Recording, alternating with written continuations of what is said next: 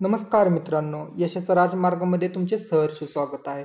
तर तुम्हाला माहितीच आहे की आता सर्व भारतातले जे इलेक्शन होते ते पूर्ण झालेले आहेत व त्याचबरोबर बाकी सर्व म्हणजे जे मीडिया आहे किंवा जे आपले न्यूज वगैरे आहेत तिथून ते एक्झिट पोल सांगण्यात आता एक सुरुवात झालेली आहे आणि त्यानुसार एक अंदाज सांगत आहेत की कुणाला किती जागा मिळतील वगैरे, कोण विजयी होऊ शकतं वगैरे सगळे अंदाज आता सध्या टी व्हीवरती म्हणा किंवा सगळे सोशल नेटवर्किंगवरती हे सगळ्यात चालू आहे आता. तर आता तुम्ही बघितलंच असेल की त्यानुसार आता आपण एक अंदाज सांगितलेला आहे. आता आपण अंदाज लावताना हा जो अंदाज आहे तो हे सगळा अभ्यास करून लावलेला आहे.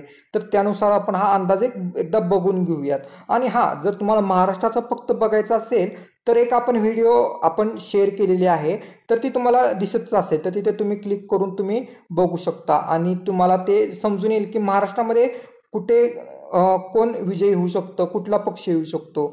त्याचबरोबर आता हे आपण जे आपल्या देशाचं आहे ते आता बघूयात आपण. तर तुम्ही बघू शकता आता ह्याच्यामध्ये तर केरळमध्ये एकूण जागा 20 होत्या, लक्षात ठेवा मित्रांनो. तर 20 जागा होत्या, त्यामध्ये जर पाहिलं तर काँग्रेस किती जागेवर येऊ शकतो तर तुम्हाला दिसत असेल आता आपण लिहिलेलंच आहे ह्याच्यामध्ये. तर 19 जागा ज्या आहेत हे काँग्रेस मिळू शकतं आणि एक जागा आहे ती भाजपा. इतर पक्ष जे आहे तिथे काहीच नाही आहे. त्यामुळे त्याचबरोबर तमिळनाडूमध्ये एकूण जागा आहेत 39 आणि काँग्रेस 39चे 39 काँग्रेस घेणार आहे. कर्नाटकमध्ये म्हटलं तर 28 जागा आहेत, तेथील काँग्रेस 19 आणि भाजपा जे आहे ते एक म्हणजे 9 जागा घेणार आहे. आता महाराष्ट्रामध्ये टोटल 48 जागा होत्या आणि आता हे जे व्हिडिओ आहे तो तुम्हाला बघितला असेल तो त्याची लिंक आपण शेअर केलेलीच आहे. आणि त्यामध्ये बघितलं तर काँग्रेसला टोटल 29 जागा आणि भाजपाला 17 जागा मिळणार आहेत आणि इतर पक्ष वगैरे आहेत तर त्यांना 2 जागा मिळू शकतात. त्याचबरोबर म्हटलं तर आंध्र प्रदेशमध्ये एकूण जागा आहेत 25 आणि त्यामध्ये काँग्रेसला 11 मिळणार आहेत आणि भाजपाला टोटल 5 मिळणार आहेत. त्यामध्ये इतर पण आहेत ते 9 जणांना मिळेल. त्याचबरोबर तेलंगणा हा एक महत्त्वाचा आहे.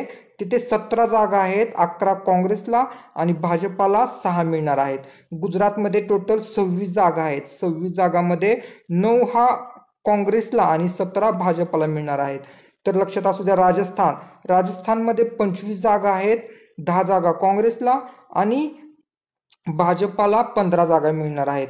मध्य प्रदेशमध्ये एकूण 29 जागा आहेत, त्यामध्ये म्हटलं तर 14 आहेत ते काँग्रेसला आणि भाजपाला 15 जागा मिळणार आहेत. आता उत्तर प्रदेश हे खूप महत्त्वाचं आहे कारण तिथं जागा आहेत त्या 80 जागा आहेत आणि त्यामध्ये जर बघितलं तर काँग्रेसला 32 आणि भाजपाला 46 जागा मिळणार आहेत. दिल्लीमध्ये जर बघितले तर 7 जागा आहेत टोटल आणि त्यातील 5 जागा काँग्रेस जिंकू शकते आणि भाजपा जे आहे ते 2 जागा जिंकू शकते. पंजाबमध्ये बघितलं तर 12 जागा आहे टोटल आणि तिथे 10च्या 10 जागा ह्या काँग्रेस जिंकणार आहे आणि तेथील 3 जे आहेत जागा ते इतर पक्ष वगैरे ते जिंकू शकतात.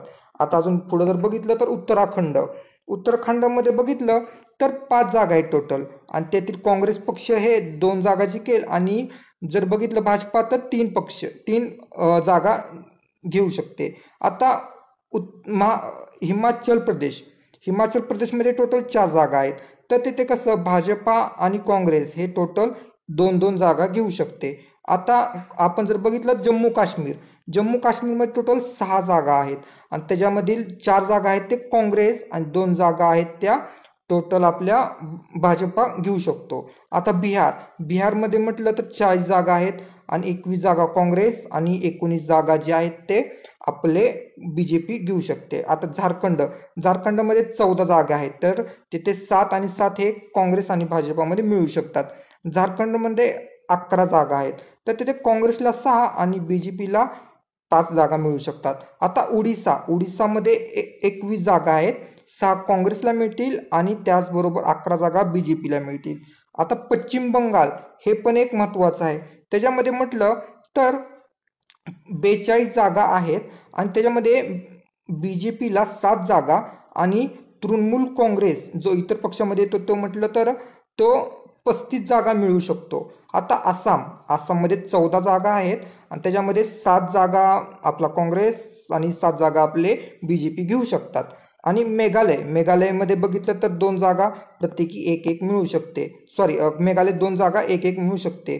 अरुणाचल प्रदेश म्हटलं तर 2 जागा एक एक मिळू शकते. नागालँडमध्ये एक जागा आहे ती BJPला मिळू शकते. मणिपूरमध्ये सुद्धा एक जागा आहे ते म्हटलं तर आता काँग्रेसला मिळू शकते. मिझोरममधील एक जागा आहे ती म्हटलं तर आता आपल्या काँग्रेसलाच मिळू शकते. आता सिक्कीममध्ये पण एकच जागा आहे, पण ती आता कुणाला मिळेल हे जरा आता लवकर सांगणं गरजेचं नाहीये.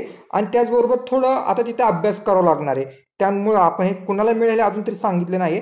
त्यावर आपण एक व्हिडिओ नवीन बनवूयात आणि नक्की ते सांगूयात. अजून जर तुम्हाला काय वाटतं असेल वेगळा काय निकाल लागू शकतो किंवा वेगळ्या जागा येऊ शकतात तर तुम्ही नक्की आम्हाला कमेंट्स करून कळवा. त्याचबरोबर आम्ही तुम्हाला नक्कीच त्याच्याबद्दल रिप्लाय नक्कीच देऊ. आणि तुम्हाला हा व्हिडिओ कसा वाटला त्याबद्दलही तुम्ही कळवा. त्याचबरोबर तुमचे काही डाऊट्स असतील वगैरे ह्या इलेक्शनबद्दल, तुम्हाला इलेक्शनमध्ये अजून काय तुम्हाला वेगळं वाटतं असेल तर तुम्ही नक्की कमेंट्स करून कळवा. धन्यवाद.